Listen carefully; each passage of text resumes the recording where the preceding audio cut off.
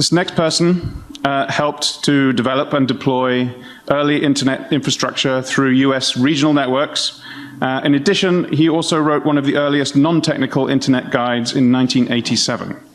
He is Edward Krol.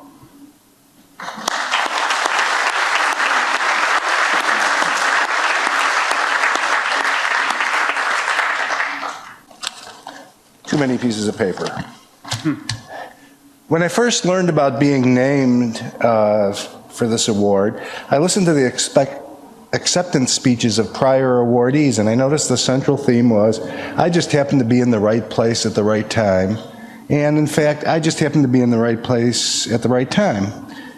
But probably more than that, the important thing was we picked the right technology IP.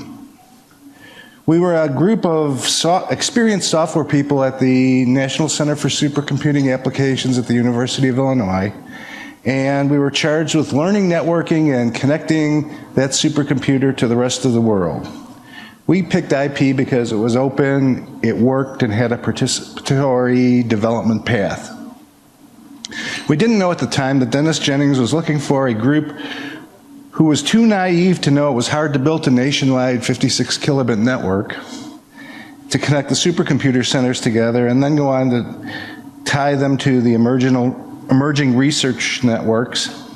He picked us to head the effort, and thanks to a lot of help from the centers, the regional networking staffs, and the networking research community, we built a network which survived for 18 months, and before its replacement T1 network came into production.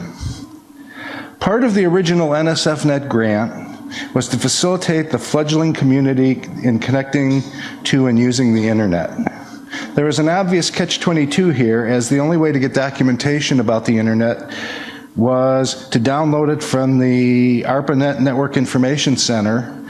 And so if you can get connected, you could get the documentation about how to get connected. Therefore, I wrote The Hitchhiker's Guide to the Internet. It was a 30-page guide documenting probably everything I know about the internet at the time, and released it to the community, and it, by the way, was then promptly named RFC 1118 and put up on the NIC with all the rest of the documentation.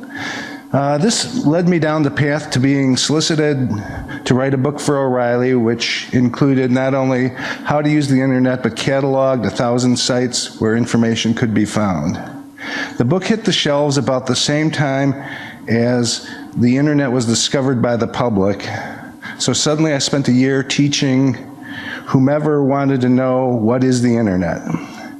Anyway, I'd like to thank the Internet Society and the community for this honor, and I'd like to acknowledge the help of U of I coworkers Charlie Klein and Ross Veach, who did a lot of the real work and allowed me to do the fun stuff and be standing here today.